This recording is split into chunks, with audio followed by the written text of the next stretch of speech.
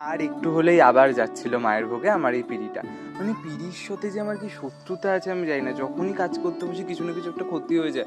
খুব তাড়াহুড়ো করে করছিলাম, পুরো সাদা রঙের জলটা পুরো মানে লাল পিঁড়িটায় পড়ে যেত, তারপর যে আমি কি করতাম আমি জানি না। যাই হোক, ভগবান আমাকে বাঁচিয়ে নিয়েছে, পুরো পিঁড়িটার একদম কাছে জলটা পড়েছিল, নষ্ট হয়নি একটুর জন্য। আর এই কাজটা ছিল হচ্ছে তোমার ত্রিবেণীর ওদিকে একটা বোনের জন্য, সেরকম প্রপার একদম লাল পিঁড়ি চেয়েছিল। আমার মেরুন পছন্দ, বাট তার ডেফিনেটলি তার রেফারেন্স লালটাই, লালের উপরেই করেছিলাম। যে বরের পিঁড়িটা ছিল তার মধ্যে ছিল একটা হাতি, হাতির উপর একটা পালকি, আর বরের নাম লেখা ছিল।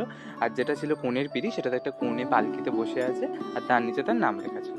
আচ্ছা, ডিজাইনটা হচ্ছে সৌমিদির কপি করা। যেই বোনটা আমাকে দিয়েছিল সে আমাকে প্রপার এই রেফারেন্সটাই পাঠিয়ে বলছিল তার এটা প্রপার সেম চাই, তাই আমি করে দিয়েছিলাম। জানি সৌমিদি যেরকম সুন্দর কাজ করে তার 1% হয়নি, তাও জানো কেমন লাগলো তোমাদের।